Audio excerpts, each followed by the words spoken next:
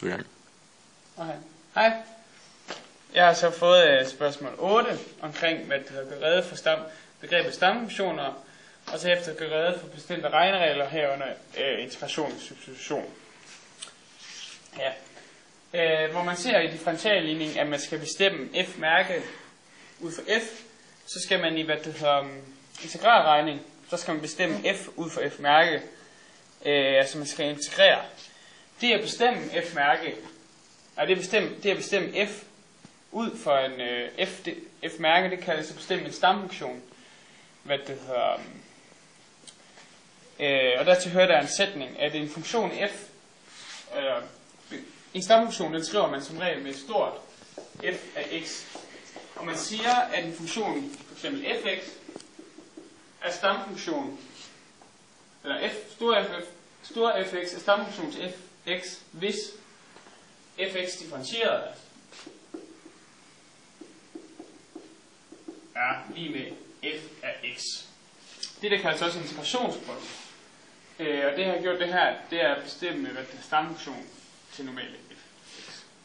Det, når man integrerer, så skriver man det også med integrale symboler, som er tegnet således, hvor man har sin funktion f af x herinde, og man integrerer med hensyn til x. Ja. Det kan man også skrive med Leibniz skrivemetode, som jeg så vil komme ind på senere. Ja. Hvis man for eksempel har en, en stamfunktion x, som er givet ved 2x i tredje plus x i anden plus 5, og siger, at det er en stamfunktion til f, som er givet ved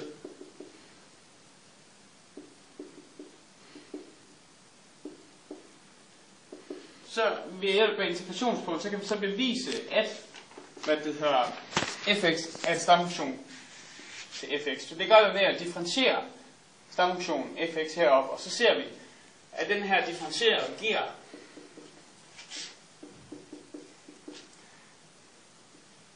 så trækker man tretal ned foran, minus 1, og det samme gør man der, og konstanten bliver 0.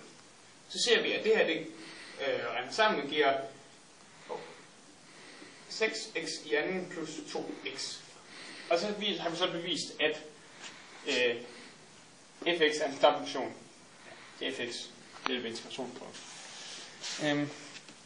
Som vi så forsvandt konstanten 5 heroppe.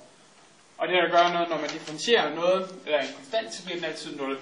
Derfor skriver man også i al almindelighed, når man har at gøre med stamfunktion, så kalder man den altid f af x plus k. Og k, den dækker ligesom over alle de stamfunktioner, som en funktion, den kan blive. Og det kan man også derfor vil en funktion, f.eks. gx, også være en stamfunktion til, fx. Fordi når man differentierer de to, så ser man, at konstanten k, den går ud. Så der for eksempel, hvis det står her, g af x i fx plus k, så når man differentierer det, så ser man, så ser man, at det kommer til at give gx er lige med fx, fordi k-værdien giver 0. Så det der altid adskiller to stamfunktioner er altid en værdi k, men det er samtidig også, altså derfor kan k, hvis man lader k gennemløbe alle reelle tal, vil den dække over alle samtlige stamfunktioner, der er til en funktion fx. Det kan jeg også illustrere med en tegning, at hvis man har koordinatsystem her, og man har sin stamfunktion her til en normal funktion, så ser man her, at k lige med 0. Og så snart man lader k være en anden værdi, så hvis man så tager minus 2, så kommer man til at hedde sådan her ud, og plus 2 kommer man til at se sådan her ud. Altså det er stadig den stamfunktion, bare med den variation af, hvor den skal af y-aksen henne. Og det er med k med til at bestemme. Så k er altså med til at bare variere, hvorvidt funktionen ligger hen. Den stikker stadig over den samme stamfunktion. Ja. det at bestemme en stamfunktion, det kaldes det, det kaldes det ubestemte integrale, fordi man har den her funktion, den her værdi k, som ikke er bestemt, og derfor er det samtlige stamfunktioner, man finder, i stedet for bare en, som man gør i det bestemte integrale. Ja, så vil jeg komme ind på lidt regneregler i forhold til, i forhold til de her ubestemte integraler. Der er blandt andet 2. Så hvor den ene, den hedder f af x plus minus i af x. Når man skal integrere det, så hedder sætningen, at så kan man bare dele dem op, og så tage dem hver for sig, så det giver integralet af g, nej, f, altså integralet af f af x plus eller minus integralet af g af x. Så det kommer til at hedde f af x plus g af x plus k. Og det er jo logisk nok, fordi når man differentierer dem her igen, så kommer man til at give det herover. Så er der også en anden regel, og det er, når man har at gøre med en konstant, som at det har, altså når man skal integrere en funktion ganget med en konstant, så det selvfølgelig står, altså man har en funktion, der hedder k, kalder vi det gang, eller kan man se her, c ganget med, hvad det hedder funktion f af x, så får man integrere det her selvfølgelig med konstanten udenfor, og så integrerer man ellers bare f af x. Dertil har jeg også et eksempel,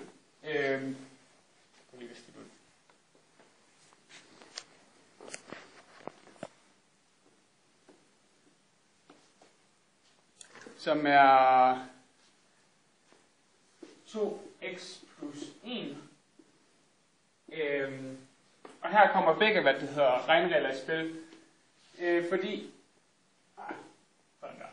Fordi så først så kan vi sige, at vi har en konstant. Så før vi kan regne regnereglen ud, så tager vi konstant, eller regne integralen ud, så tager vi konstanten udenfor. Så kan man også se, at man har 2, hvad det hedder, funktioner, 2 og 1.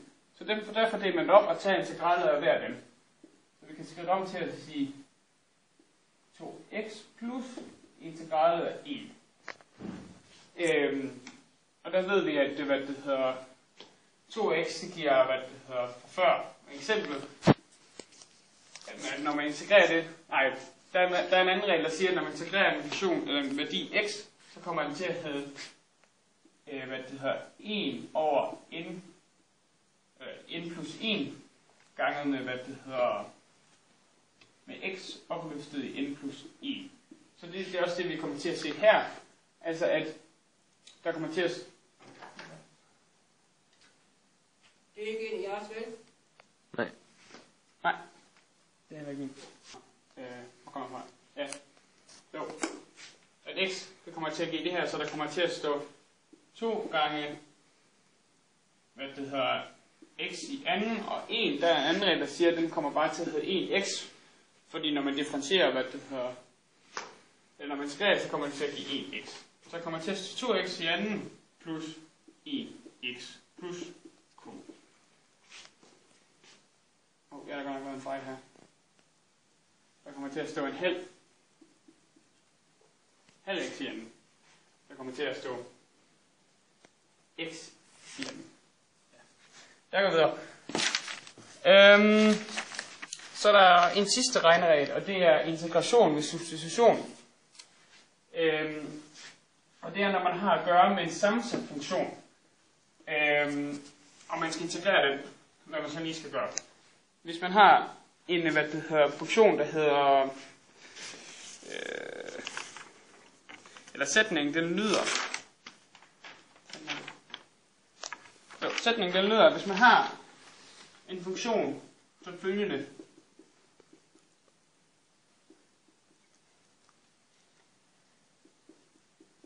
altså når man får at integrere den, så giver det f af g af x plus k. Og det vil jeg så prøve at efterbevise. Men først så vil jeg lige prøve at omskrive den ved hjælp af den her Leibniz skrivemetode, så den kommer til at, som er, at den differentierede funktion kommer til at hedde dy og dx, mens den integrerede stamfunktion kommer til at hedde y. Så vil sige, at vi har her den differentieret, og vi har her, hvad vi kan kalde stammefunktion, ikke differentieret. Så det kommer til at hedde f. Nej, og så først så finder man også en indre værdi, som er gx i vores tilfælde, og kalder den t. Så t er lige med g af x. Så hvis man skulle skrive det om, så kommer det til at hedde f af t gange med dy, så er y i vores tilfælde med dt, fordi at g til hvad det hedder dx t, og det er differentieret over dx, og så differentierer man med hensyn til dx. Så ser man, at dx og dx går ud med hinanden, fordi når man kommer, dx kommer herop og dividerer med hinanden, så kommer der til at stå f af t, hvad det hedder, differentieret med hensyn til dt, og så kommer det til at stå, lad os lige integrale tegn foran, kommer det til at stå f mærke af t plus k, eller f, stamfunktionen af f t plus k. Det er egentlig det samme, som der står her, fordi vi har bare substitueret t med gx. Nu vil jeg så ved hjælp af integrationsprøven bevise, at den her og den her er stamfunktion til det her. Men først så vil jeg lige opskrive, at vi har allerede opskrevet nogle, hvad det hedder, hvad man kalder nogle værdier for f og g. Vi har allerede g er lige med t, så hvis man skulle differentiere den, så kalder man den t mærke, som er lige med g mærke af x. Så har vi, hvad det hedder, den her, den kalder vi, det er jo integreret, så den kalder vi y. Så y lige med f af t, mens y integreret, eller y differentieret, kalder vi for f af t. Og så ligesom for at differentiere det her, så vil vi se, at det er en sammensat funktion, så derfor bruger vi reglen om sammensatte funktioner for at differentiere. Så det kommer til at hedde f mærke af g af x gange med g mærke af x. Så det skal vi også bruge her. Og det vi har skrevet, vi kalder hvad det hedder y. For f og t, så vi skal sige y mærke, fordi at t det dækker over gx, så det kommer til at stå y mærke gange med t er mærke, fordi vi skal tage den different, hvad det hedder, vi skal have den her, og det t er mærke. Så kommer til at stå y er mærke, og det er t med mærke, og så skal vi lige prøve at bytte rundt, altså substituere de værdierne tilbage, så kommer der til at stå f af t gange med det hedder med gange med det hedder gx g mærke af x, og vi så at t før det dækkede over gx, så kommer til at stå f af g af x gange med g mærke af x. Og så vil du se, det er det der står heroppe. Så derfor at den her bruges til at bestemme en sammensat integral af en sammensat funktion. Dog bruger man sjældent den her metode. Det er heller ikke altid, den virker, men vi har et tilfælde, hvor den virker, hvor man bruger nogenlunde den samme fremgangsmetode, hvor man substituerer og finder en indre værdi t. Hvis man for eksempel har funktionen sinus til 2x minus 1, og man skal finde integralet af det her, så ser man, at der er en anden værdi t, og den kalder vi 2x minus 1. Så det første, man gør, det er, at man differentierer t, som vi så ved hjælp af Leibniz skrivemetode, at det kan man også skrive som dt over dx. Så man skriver t mærke lige med dt over dx lige med 2, fordi hvad det hedder, fordi når man, ja, det er 2. Og så vil vi gerne have, hvad det hedder, dx til at stå alene, så først så ganger vi, hvad det hedder, dx over, og så ganger vi med en halv, for at få 2 til at forsvinde på den ene side. Så der kommer til at stå en halv, lige med, halv, dt lige med d af x. Så nu har vi en funktion af d, værdi af d af x, så den sætter vi ind i den, stadig med, at vi skal finde integralet. Altså den ene funktion kalder vi bare t nu. Hvad det hedder. Så har vi dx er lige med en halv over dt.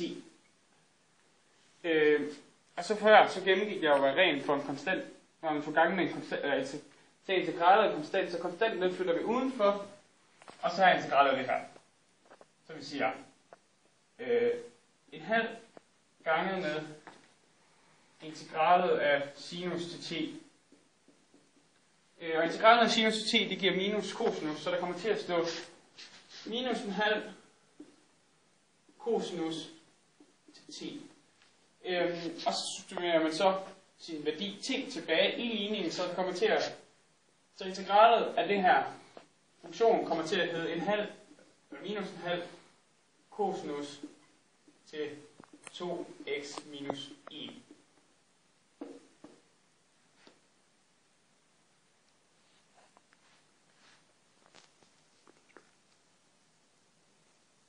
Cool.